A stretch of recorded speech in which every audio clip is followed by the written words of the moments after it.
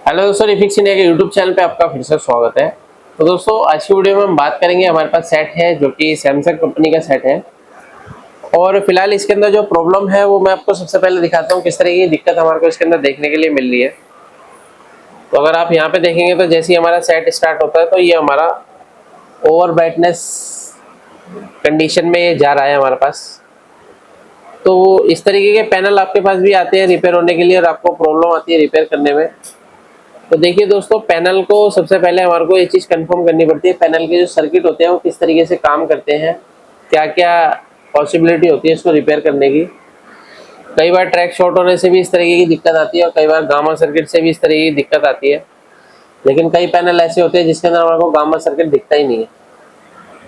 तो ये सारी चीज़ें हम अपनी ट्रेनिंग के अंदर सिखाते हैं, किस तरीके से आप पैनल को आसानी से रिपेयर कर सकते हैं, सॉफ्टवेयर से रिलेटेड पैनल को किस तरीके से कर सकते हैं, क्योंकि आजकल सॉफ्टवेयर का भी बहुत रोल है पैनल के अंदर। और तो स्टेप बाय स्टेप मैं आपको सारी चीज़ें बताता हूँ। अगर आप भी एलसीडी एलईडी टीवी रिपेयर की ट्रेनिंग लेना चाहते हैं तो नीचे दिए गए कॉन्टैक्ट नंबर पे कॉन्टैक्ट कर सकते हैं। तो चलिए स्टार्ट करते हैं। सबसे पहले हम इसके अंदर सभी बेसिक टेस्टिंग करेंगे। तो मल्टीमीटर को हम सेट कर लेते हैं डीसी वोल्ट की रेंज पे, और डीसी वोल्ट की रेंज पे सेट करने के बाद अगर हम यहाँ पे देखते हैं तो सबसे पहले हमारे को जो यहाँ पे वोल्टेज मिलेगा 12 वोल्ट की सप्लाई मिलनी चाहिए। तो अगर आप यहाँ पे देखेंगे 12 वोल्ट ओके है इसका। अब ये जो 12 वोल्ट की सप्लाई है ये ओके होने के बाद ये जो सप्लाई हमारी जाती है डीसी टू डीसी आईसी के अंदर जाती है। तो यहाँ पे अगर आप देखेंगे तो ये जो आईसी है हमारी डीसी टू डीसी आईसी है, और इस आईसी का जो नंबर है SM4186 है, जो कि काफ़ी कॉमन आईसी है और ये पैनल भी काफ़ी कॉमन है। काफ़ी सारे सेटों में ये पैनल हमारे को देखने को मिलता है। ओरिजिनल सैमसंग में भी आता है, काफ़ी लोकल सेटों में भी देखने को मिलता है।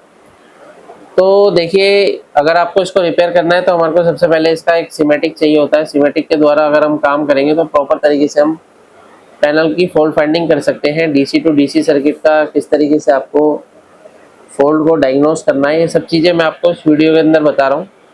बाकी इससे एडवांस लेवल की ट्रेनिंग लेनी है तो आप ज्वाइन कर सकते हैं। अभी नेक्स्ट ट्रेनिंग मेरी स्टार्ट होने वाली है 15 तारीख से। तो चलिए देखते हैं आगे। सबसे पहले यहाँ पे अगर हम वोल्टेज चेक करेंगे तो स्टेप बाय स्टेप वोल्टेज देखते हैं। तो यहाँ पे अगर हम वोल्टेज चेक करते हैं तो यहाँ पे मुझे 7 वोल्ट की सप्लाई जो है यहाँ पे देखने के लिए मिल रही है। तो ये 7 वोल्ट यहाँ पे मिल रहा है हमारे को। यहाँ पे देखते हैं तो यहाँ पे हमारे को 3.3 वोल्ट की सप्लाई मिल रही है। ये 3.3 वोल्ट की सप्लाई जो जाती है हमारी वो रोम आईसी में जाती है। यहाँ पे देख सकते हैं रोम आईसी है और टीकॉन आईसी में जाती है। काफ़ी सारे टेक्नीशियन को पता नहीं है टीकॉन आईसी कहाँ है, तो मैं आपको बता देता हूँ। टीकॉन आईसी इसके अंदर कॉफ आईसी के अंदर ही कंबाइंड है। तो ये जो वोल्टेज है हमारी टीकॉन आईसी में भी जा रही है और कॉफ आईसी में भी जा रही है। अब कॉफ आईसी से क्या होता है, एक इनेबल वोल्टेज आती है जो कि इस आईसी के पास आती है 4186 पे। तो 4186 का काम करती है, गेट पल्स जनरेट करना स्टार्ट करती है, जिससे कि हमारा वीजीएच वीजीएल एवीडीडी ये सभी वोल्टेज बनना स्टार्ट होता है। तो अगर हम यहाँ पे देखते हैं तो सबसे पहले जो वोल्टेज हमारे को मिल रहा है एवीडीडी वोल्टेज हमारे को परफेक्ट तरीके से मिल रहा है। एवीडीडी ओके है। एवीडीडी के बाद अगर हम वोल्टेज देखते हैं वीजीएच, तो यहाँ पे अगर हम देखेंगे तो वीजीएच का पॉइंट है यहाँ पे 33 वोल्ट की सप्लाई हमारी ओके है। और इसके बाद और भी वोल्टेज अगर हम इसके अंदर देखते हैं तो इसके अंदर हमारे को वीजीएल वोल्टेज देखना पड़ेगा। वीजीएल यहाँ पे हमारे को 1.8 वोल्ट की सप्लाई मिल रही है। 1.8 वोल्ट ओके है इसका। और वीजीएल के लिए अगर देखते हैं यहाँ पे, वीजीएल के लिए जो इसकी वोल्टेज है यहाँ पे देखेंगे तो -10 वोल्ट की सप्लाई हमारी बन रही है। तो अभी क्या है कि ऑलमोस्ट वोल्टेज तो हमारी सभी ओके है, लेकिन प्रॉब्लम क्या है कि अभी भी हमारा सेट ओवर ब्राइटनेस कंडीशन में है। तो इस कंडीशन में क्या है, अगर हम इसकी जो सर्किट देखते हैं, सर्किट को अगर हम रीड करेंगे तो इस सर्किट के अंदर हमारे को ये चीज़ देखनी पड़ेगी कि भाई इसके अंदर जो है हमारा गामा सर्किट कंबाइंड है इस आईसी के अंदर। तो अब ये गामा सर्किट के अंदर जो वोल्टेज जाती है, तो वोल्टेज कौन सी जाती है, सबसे पहले अगर हम देखेंगे तो इस आईसी के अंदर जो वोल्टेज है वो जाती है हमारी 7 वोल्ट की सप्लाई, और जो कि जाती है हमारी यहाँ से अगर आप देखेंगे तो ये हमारा ये पॉइंट है यहाँ पे। तो इस पॉइंट से हमारा जो 7 वोल्ट की सप्लाई जाती है ये वाले पॉइंट से जा रही है 7 वोल्ट। तो ये जो पॉइंट है ये कहाँ से आ रहा है, तो ये चीज़ अगर हम ट्रेस करते हैं सबसे पहले तो सेट को ऑफ कर लेते हैं, मल्टीमीटर को सेट करते हैं कंटिन्यूटी पॉइंट पे। और इस पॉइंट से अगर मैं देखता हूँ तो ये वाला पॉइंट है हमारा तो इस पॉइंट से हमारे को सबसे पहले अगर हम देखेंगे तो ये आ रहा है हमारा, ये एक डिवाइडर बना हुआ है इसके अंदर, जो कि अगर मैं सीमेटिक के अंदर देखूंगा तो ये यहाँ से आ रहा है, ये आ रहा है। और ये जो डिवाइडर है यहाँ पे अगर आप देखेंगे एक रेजिस्टेंस यहाँ पे लगी हुई है, एक रेजिस्टेंस यहाँ पे लगी हुई है, और इस रेजिस्टेंस पे जो वोल्टेज आ रहा है हमारा वो AVDD वोल्टेज आ रहा है। अब ये सारी चीज़ें हमारे को कंफर्म होती है सीमेटिक से। अगर आप बिना सीमेटिक के काम करेंगे तो प्रॉपर तरीके से आपको काम करना मुश्किल है और पैनल को आपको रिपेयर करने में दिक्कत आएगी।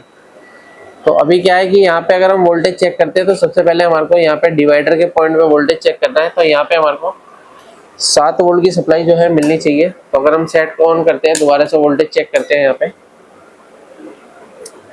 तो यहाँ पे अगर हम देखेंगे तो यहाँ पे हमारे को जो वोल्टेज मिल रहा है, यहाँ पे देख सकते हैं आप क्या वोल्टेज मिल रहा है। 2.9 वोल्ट की सप्लाई हमारे को यहाँ पे देखने के लिए मिल रही है, 2.9 वोल्ट। अब ये जो 2.9 वोल्ट है दोस्तों, यहाँ पे जो वोल्टेज रहनी चाहिए 7 वोल्ट रहनी चाहिए। तो अगर हम इसकी इनपुट वोल्टेज चेक करते हैं तो यहाँ पे हमारे को AVDD वोल्टेज इनपुट पे मिल रहा है, लेकिन यहाँ पे हमारे को कोई भी वोल्टेज जो है बहुत ड्रॉप वोल्टेज मिल रही है, यानी बहुत कम वोल्टेज मिल रही है। तो हो सकता है कि ये जो हमारी ये होती है R1 और ये है R2, तो ये दोनों रेजिस्टेंस है हमारी, पुल अप और पुल डाउन है। तो पुल अप रेजिस्टेंस को सबसे पहले चेक करते हैं, सबसे ज़्यादा चांस होते हैं पुल अप रेजिस्टेंस के खराब होने के। मल्टीमीटर को सेट कर लेते हैं हम, होम्स रेंज पे सेट करके इसको हम चेक करते हैं। तो सबसे पहले अगर हम इसकी वैल्यू चेक करते हैं तो क्या वैल्यू हमारे को मिल रही है, तो यहाँ पे हमारे को जो वैल्यू मिल रही है वो 29 K के आसपास मिल रही है। तो इसको क्या है, हम पहले सर्किट से डिस्कनेक्ट करते हैं और उसके बाद इसकी एक्चुअल वैल्यू चेक करेंगे, क्योंकि कई बार क्या होता है कि ये सर्किट की वैल्यू भी हमारे को शो करने लगता है। तो यहाँ पे क्या है, ये चीज़ हमारे को मेजर करने के लिए देखिए दोस्तों, हमारे को सीमेटिक देखना पड़ता है या फिर इस तरीके के सेम PCB हो, तब हम इसको मेजर कर सकते हैं। तो चलिए अभी इसको क्या है, मैं यहाँ से डिस्कनेक्ट करता हूँ और फिर चेक करता हूँ कि इसकी जो एक्चुअल वैल्यू है वो क्या है, और यहाँ पे कितनी वैल्यू होनी चाहिए वो मैं आपको बताता हूँ। वीडियो को आप एंड तक ज़रूर देखें।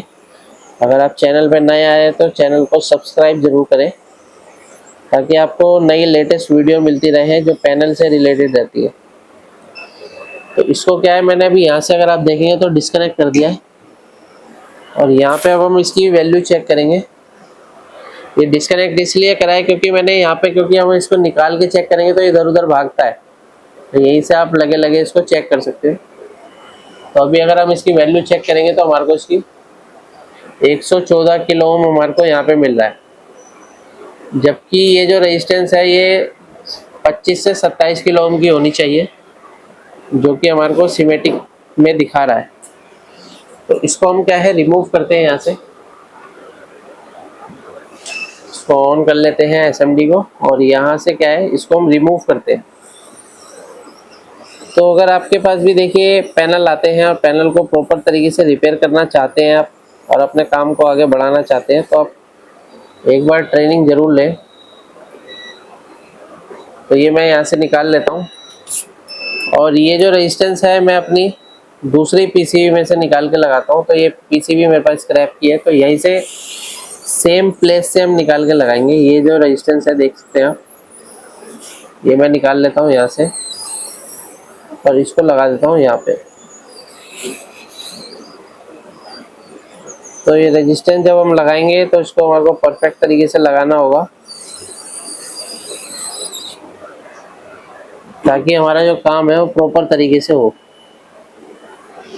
तो अभी ये जो रेजिस्टेंस हमने यहाँ पे लगा दिया है, और रेजिस्टेंस देखिए मैंने अभी सेम जगह पे से निकाल के लगाई है, तो इसलिए हमारे को चेक करने की ज़रूरत नहीं है, लेकिन फिर भी मैं आपको बताता हूँ। ये जो रेजिस्टेंस है ये 27K की रेजिस्टेंस है।